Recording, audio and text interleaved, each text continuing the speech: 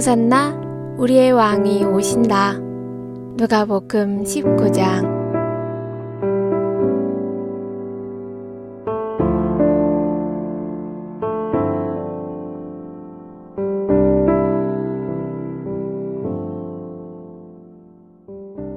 몇 주가 지나면 예루살렘 성에서 큰 명절을 지내게 된단다.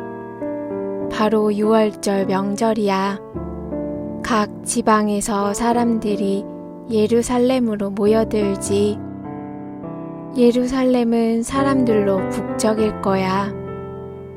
예수님도 제자들과 함께 예루살렘으로 출발하셨단다. 명절은 다음 주에 시작되는데 예수님과 제자들은 미리 올리브산에 도착하셨어. 올리브산은 예루살렘 근처에 있는 작은 산이란다. 이 올리브산은 감람산이라고 부르기도 해. 올리브산 꼭대기에 서면 예루살렘 성을 다 내려다볼 수 있지. 엎드리면 코 닿는 거리에 예루살렘 성이 있는 거지.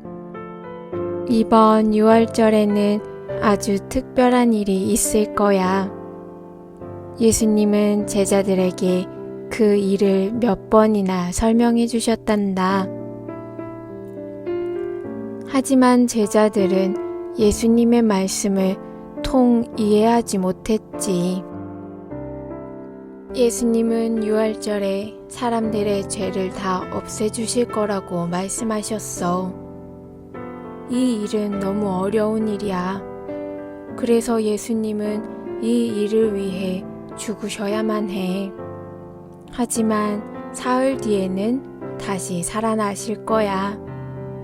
무덤에서 다시 살아나시는 거야. 이 말을 듣고 제자들은 서로 수근거렸단다. 예수님이 하시는 말씀이 무슨 뜻인지 알겠니? 예수님이 죽으신다고? 안 되지, 안 돼. 예수님이 돌아가시면 안 돼. 예수님은 왕이 되셔야 해. 사람들이 모두 예수님이 이스라엘 왕이 되실 거라고 말하고 있잖아. 이런 말을 주고받는 사이에 제자들은 어느새 어떤 동네에 이르렀단다. 예수님은 제자 2명을 불러 말씀하셨어. 저 마을에 가면 나귀가 매어 있을 것이요.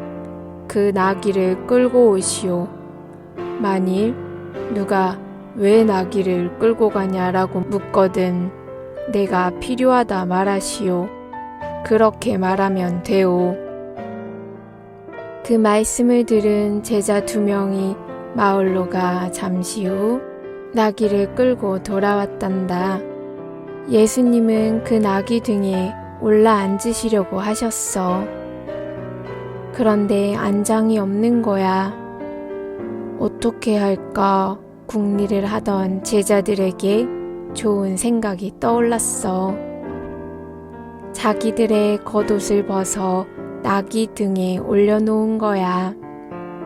푹신푹신한 나귀 등에 예수님이 올라앉으셨고 그 모습은 정말 멋져 보였단다.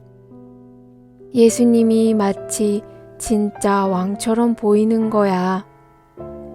옛날에 다윗 왕은 나귀를 타고 예루살렘 거리를 다니곤 하셨거든.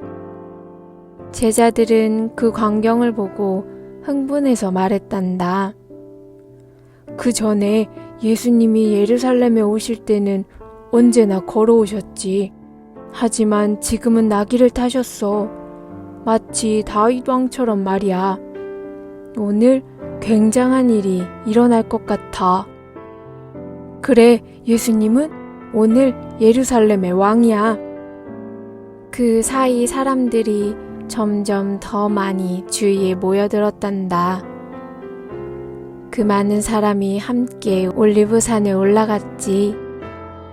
모든 사람은 예수님이 오늘 왕이 되실 거라고 기대했지. 그렇다면 얼마나 좋을까? 사람들이 이렇게 외쳤어.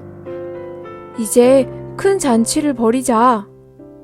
사람들은 나뭇잎을 뜯어 길 위에 놓았단다. 그 위에 자기들의 겉옷을 벗어 펼쳐 놓았지.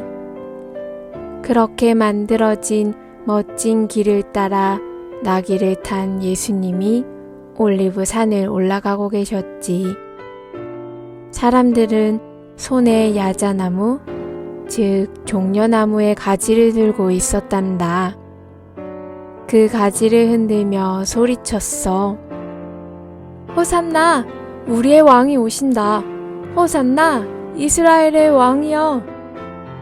정말 굉장한 행렬이었단다. 제자들도 그 광경에 가슴이 벅차올랐지. 잠시 후에 예수님이 왕이 되시면 제자들은 아주 중요한 일을 하게 되겠지? 예수님이 이스라엘을 다스리실 때 제자들도 그 일을 돕게 될 거니까. 얼마 후 모두 올리브산 꼭대기에 이르렀단다. 예루살렘 성이 한눈에 다 보였지. 예루살렘까지는 이제 금방이면 갈 수 있는 거야. 호산나! 이스라엘의 왕이 오신다! 사람들은 더 큰 소리로 외쳤단다. 흥분한 사람들은 춤을 추고 노래를 부르며 산에서 내려갔지. 그때 예수님이 어떻게 하셨는지 아니? 예수님은 울기 시작하셨어. 얼마 후면 사람들이 생각하는 것과는 전혀 다른 일이 벌어지기 때문에 눈물이 나셨어. 예수님은 지금 왕이 되려고 하시는 건 아니야. 아직은 그 때가 아니야. 예수님은 나중에 왕이 되실 거야. 그때 예수님은 단지 이스라엘의 왕만이 아니라 온 세상의 왕이 되실 거야.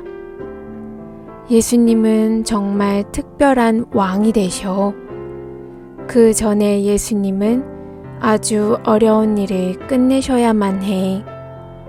먼저 사람들의 죄를 없애는 일을 하시는 거야. 사람들의 죄를 없애려면 예수님이 죽으셔야 한단다. 정말 힘든 일을 앞두고 계셨지. 사람들이 죄를 짓는 것이 그렇게 심각한 것일까? 그럼 하나님께서는 죄를 몹시 나쁘게 생각하시지. 하나님은 사람들을 정말 사랑하시고 하나님 가까이 두고 싶어 하신단다. 하지만 죄를 지은 사람은 하나님이 계시는 하늘나라에 올 수가 없단다. 그래서 예수님이 6월절에 사람들의 죄를 모두 없애는 일을 하시려는 거야. 하나님을 사랑하는 모든 사람이 하늘나라에 올 수 있도록 하기 위해서. 노래를 부르며 산에서 내려가는 사람들은 그 일을 전혀 모르고 있었단다. 그것을 보신 예수님 마음이 얼마나 아팠겠니? 잠시 후 모두 예루살렘에 도착했단다. 예수님은 나귀에서 내리시고 성전으로 가셨지. 그리고 아무 일도 일어나지 않았어. 정말 아무 일도 없었어. 예수님은 로마 군인과 싸움을 벌이지도 않았어. 왕이 되겠다는 말씀도 하지 않으셨고. 그거 참 실망스럽군. 사람들은 이런 말을 주고받으며 흩어졌단다. 예수님은 나귀를 타고 예루살렘 거리를 지나가실 때 길 옆에서 가만히 지켜보기만 하던 사람들이 있었단다. 바로 율법학자들이었어. 이 율법학자들은 호산나, 우리 왕이 오신다 하고 같이 소리 지르지 않았어. 아니, 그럴 리가 없지. 율법 학자들은 예수님을 아주 많이 시기하고 질투했거든. 모든 사람이 예수의 뒤를 따라가는군. 만약 예수가 왕이 된다고 생각해봐. 그렇게 되면 아무도 우리 말을 들으려고 하지 않을 거야. 예수가 왕이 되지 않도록 우리가 미리 손을 써야 해. 성전에 있는 제사장들도 예수님을 시기하고 있었단다. 예수는 마치 자기가 성전의 주인인 것처럼 굴어. 그럴 수는 없지. 이 성전의 주인은 바로 우리야.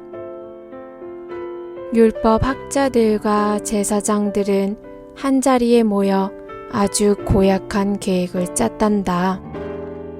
예수님을 감옥에 넣으려고 했어. 그리고 로마 군인들을 시켜 예수님을 죽일 계획이었지. 하지만 잘못도 없는 예수님을 그냥 자기들 마음대로 감옥에 넣을 수는 없는 노릇이었어. 잘못한 일이나 나쁜 일을 해야 감옥에 넣을 수 있는 거잖아. 그러나 예수님은 나쁜 일을 하신 적이 없어. 물론 잘못된 일을 하신 적도 없지. 율법학자들과 제사장들도 그쯤은 알고 있었단다. 그걸 알면서도 예수님을 감옥에 잡아 가두고 죽일 계획을 만들었으니 아주 나쁜 사람들이지.